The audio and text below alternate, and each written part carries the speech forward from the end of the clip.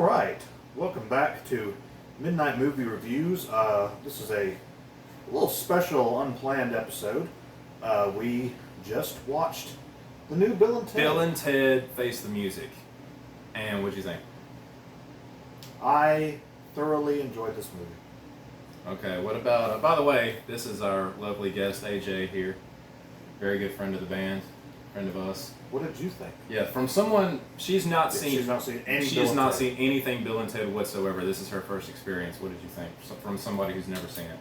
Yeah, I really liked it. It made me happy to watch it. It was fun. Yeah. Definitely the movie 2020 needs. Yeah, and I'll go ahead and say too, I loved it too. I liked it a lot. It's plus I had kind of a bad day today anyway, and I was just like, I just want to watch something that's just going to make me laugh. I just want to watch something fun, and we had planned to see this anyways. We had plans to see it in theaters. Yeah. That fell through. We didn't get to go, but luckily we watched it on video on demand. We watched it on Amazon Prime, and it did make me laugh, and it was fun, and it made me forget about my terrible day, and it gave me nostalgia too. So it totally works, and we were worried about it going in. Me particularly, I was like, okay, Alex Winter and Keanu Reeves are how old now? Yeah. And I don't know if I can really buy them as in this going back to being like these young 18, 19-year-old kids or however old they're supposed to be, and just talking like that. But it would have been amazing if they actually tried to play it off that they were still 18 or 19. Oh yeah, that would have been almost funnier in a way. That probably wouldn't have worked. But I'll say though, like that being said, I did buy it. I still liked it. A little less so though from Keanu Reeves, and I think this is just coming from a position of like having seen him do all this other stuff since Bill and Ted, like The Matrix and Speed, and I haven't seen John Wick out here. That's good. I'll get around to watching that. But like all these things that he's done, these serious roles, and then to buy him as Ted again after all that was like a mental barrier that I couldn't quite break through. Like I still accepted it, but it just wasn't all the way there for me. It didn't ruin the movie though by any means. Now, oddly enough for me, that was my main worry too. Is like going into this, like, I don't know how well I'm going to really be able to, sink my teeth into this, knowing how old they are now. Yeah. But throughout the movie, I actually was forgetting that they are this old. That happened to me too a little bit. I just found myself lost in the movie. I'm like, wait, they're not the kids anymore. They are older men, but I was still buying that these are the characters. Like, it is much less so with Keanu Reeves, but I still think I believed that they were Bill and Ted. Yeah. I mean, I had suspended my disbelief a little bit, which, I mean, you have to do entirely to watch a movie like this. But, I mean, and not saying that Keanu Reeves was bad. I mean, like, I've never seen Keanu Reeves be bad. He's been great in every movie I've ever seen him in. And he's great in this. It was just my own, like, little mental barrier that I couldn't quite separate. That's, I guess, like, my fault. But, like, that and just a couple other things is really, like, the only negatives that I have for it. And even those are not really, like, glaring negatives. I mean, I can't say anything really bad about the movie at all. Yeah. So, AJ, just curious, like you going into this not knowing anything, what are some positives or negative takeaways you have from it? I don't know. I feel like that'd be easier to answer if I had seen the other ones, but I don't know. I mean, were the other ones? It was kind of like a little bit cheesy. A little what? A little cheesy. A little at cheesy, times, yeah. But like, it was okay though. Well, that is Bill and Ted. I mean, they're very. And I figured that. Yeah. So it was okay, but I mean, it's granted. You have to realize you're not going into this. I wonder how more modern audiences are going to take this, but you have to know you're not going into a serious movie or a movie to be taken seriously. Yeah. This is. And it was like pretty far-fetched too. Yeah, and that's the way they all are. I mean, it's. Yeah, but I mean, and I think this proves too that like you don't need to be a Bill and Ted fan already to enjoy this movie, but you're definitely going to get it more if you've seen the other two. Like you're going to get the humor a little bit more. You're going to get just the outlandish things. Yeah, and you'll understand some of the totally references. without seeing any other ones. I really liked watching it, and I totally watched it again. Yeah, we'll even watch though I it haven't again. seen the other ones. Yeah, well, we'll change that sooner or later.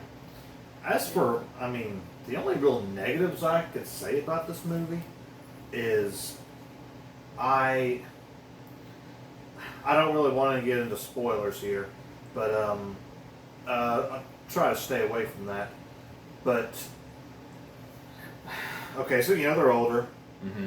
and they're married to the princesses now. If you've seen the original two, they married princesses from back the 14th century, 1400. They each have a daughter, though. Yeah.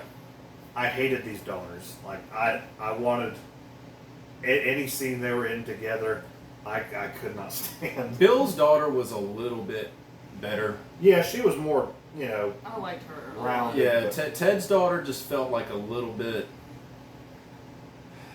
It came off as like, to use the word actory, like it almost sort of took me out of it when she was on screen talking, because it just felt like this forced Bill and Ted dialogue. Because we get that they're supposed to be like them, they talk the same way. But it seems so much more natural out of Keanu Reeves and Alice Winter. Like, yeah, maybe that's just because that's that's who Bill and Ted are to I can us. believe them as that. Yeah, but to see these two girls sort of being very Bill and Ted like it was moments where it was fun, and then there's other moments where it's a little cringy, especially with the one daughter. But I guess because I haven't seen the other movies, I totally bought it from them too.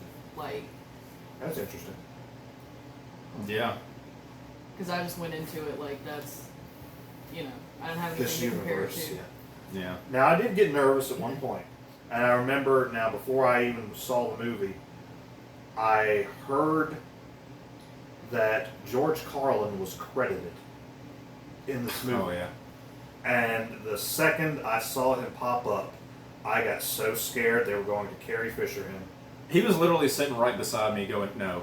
Yeah, I'm like, no, please don't do this. But I think what it was unused footage from Excellent Adventure, or it might have been from Bogus Journey, whichever. I think it was some unused footage, and they just put it in there, and that was fine. I'm okay. Yeah, and you could tell it was just kind of there to be like a cameo, a throwback. Just he wasn't a tribute to him. Yeah, he wasn't involved in the plot. They didn't overdo it or anything like that. It was just a quick oh, there's George Carlin, and there's Rufus again. That's the character's name. Yeah, so it was just a cool little callback, and then they just kind of keep, and the movie just keeps going. They don't stay on it, so it doesn't feel. It's like a little bit of fan service, but it's not throwing anything in your face. It wasn't annoying. Yeah, I'll say. So, as for the Midnight Movie Reviews, our plan kind of was to go and see new movies and go to the theater, see new movies, review those as well as some classics. But 2020 happened, and this is the second new movie we've seen this year. Yeah. And I will say though, I had such high hopes for, the last Star Wars was last year. But I had high hopes for that. I had high hopes for The Invisible Man. So many of these newer, big movies coming out, I had high hopes for, was let down. Yeah. This is not what I asked for. Mm-hmm. I wasn't asking for a Bill and Ted. I don't know how many people really were asking for one. But this is what I needed. Yeah. This is what I needed for 2020. This was the film. If I could watch anything this year, anything new, I'm glad it was this. Yeah. And it's like I said, this is definitely the film for 2020. Spreading positivity in a time where everyone hates each other. Yeah, and it's interesting because they shot all this before Yeah. they knew that any of this shit would happen. No, it was supposed to be, a couple of years ago, I think it was supposed to come out. I remember hearing that it was coming out last summer or something like that, and it was a lot of stuff going on with. My negatives for the movie, like I said, they're small negatives, and I'm not even going to talk about the Keanu Reeves thing, but the wives felt totally, I don't want to say inconsequential to the plot, but They're pretty much useless in every movie. they're just kind of okay, so they're going to leave Bill and Ted because the future them is going to take them through all different places in time and show them all these different possibilities of how they could be with Bill and Ted, to try to show them that, you know, there's no time ever that you can be happy with them. Like, they're going to let you down no matter what the situation. And so they're just kind of gone the whole movie doing that. And then, like, just pop back up at the end, and they're like, oh yeah, we realize that our happiest moment with you is now and this time. It's like, okay, well, that's really sweet. It just felt like, give them something to do the whole entire movie while we're focused on the things we actually want to see. And then, I mean, if you've seen the other two movies, this is kind of a similar plot. It's nothing too outlandish. It's about what you would expect. Essentially, they just have to. They want to steal. They still haven't written the song that's going to bring the world together. Yeah. So instead of, you know, doing the work for themselves, they want to go into the future and steal it from their future selves. Yeah, because they're like, okay, well, we can just go into we have this time travel ability, so let's just go forward into a time where we've already written it, and that way we don't have to like write it right now. We can just get it from the future, and of course, they can't just do that very easily.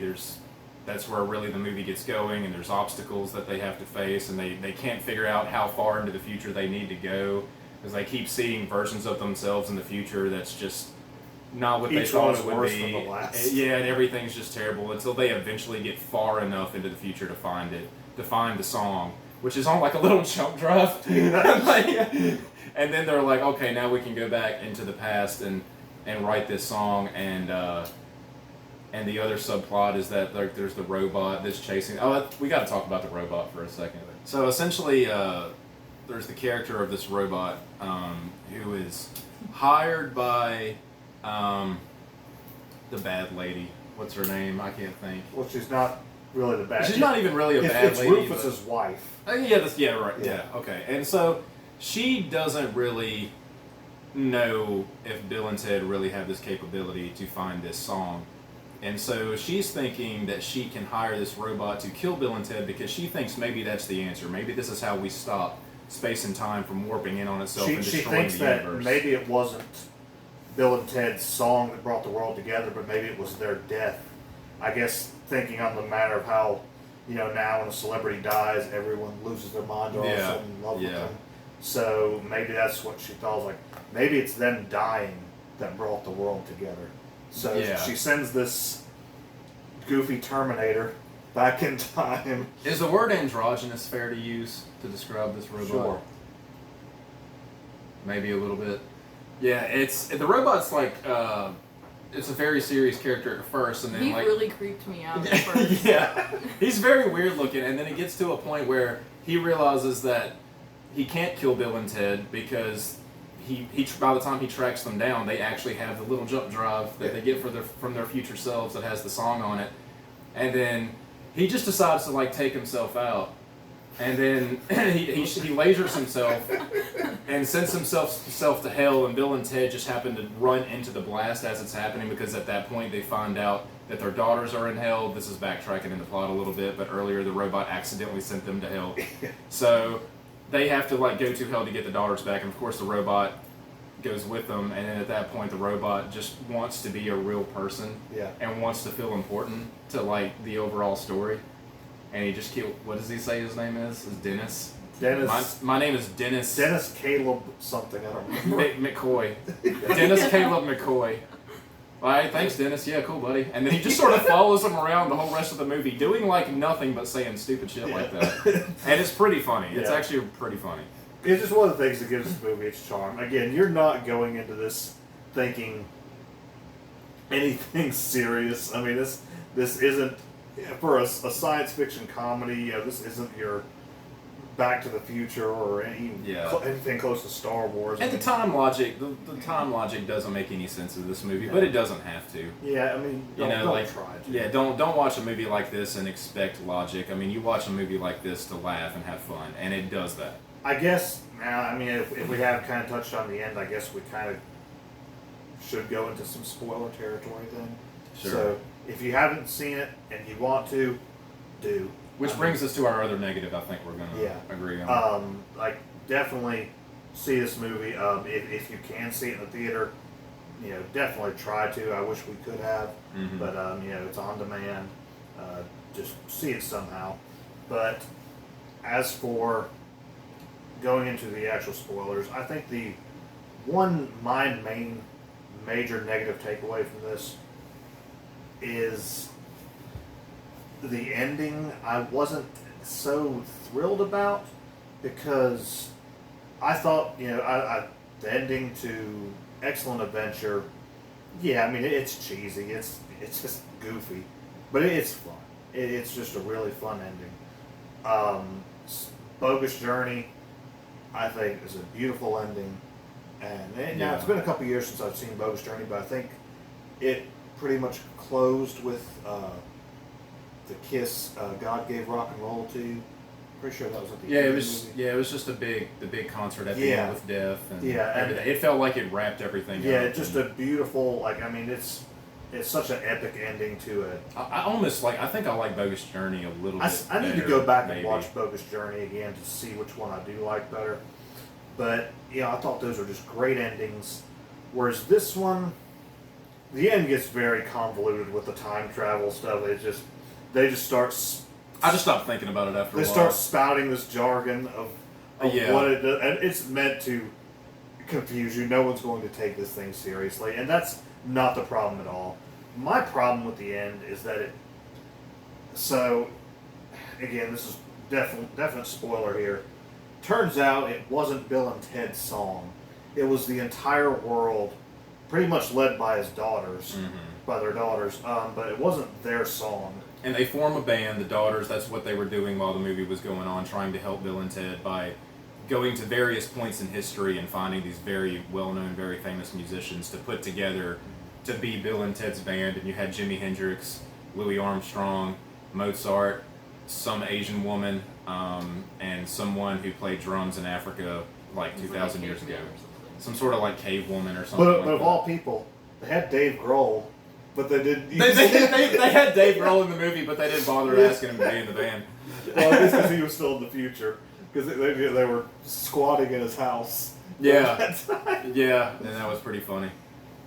Yeah, but it's they the reason I don't really like it is 2 movies. You've fallen in love with these characters of Bill and Ted. They're so stupid, but they're instead of, and I love Beavis and Butthead, but most people, and they're before Beavis and Butthead. Yeah. A lot of people hate Beavis and Butthead because they're so stupid. And those people are terrible humans. Yeah, but Beavis and Butthead are genuinely not good-hearted, whereas Bill and Ted are, hearts of gold. They want to do the right thing. They just can't figure out how to do it. They're so stupid, but you love them. And you want them to be the ones to succeed. You want them to be, them to have their ending, as they did in Bogus Journey, I thought. The passing of the torch thing, okay, I guess I get why they did it, but I didn't want to see that. I wanted to see Bill and Ted save the day. I wanted to see them write the song, and I didn't feel like we needed that little passing of the torch moment. Yeah, because I don't see this as being any reboot of any kind. I sure hope not. I mean, it definitely doesn't feel like a reboot. I hope it was just a sequel, and let it be with that. Yeah, but, I mean, depending on how much money this makes, I could maybe see them doing another one after this, maybe.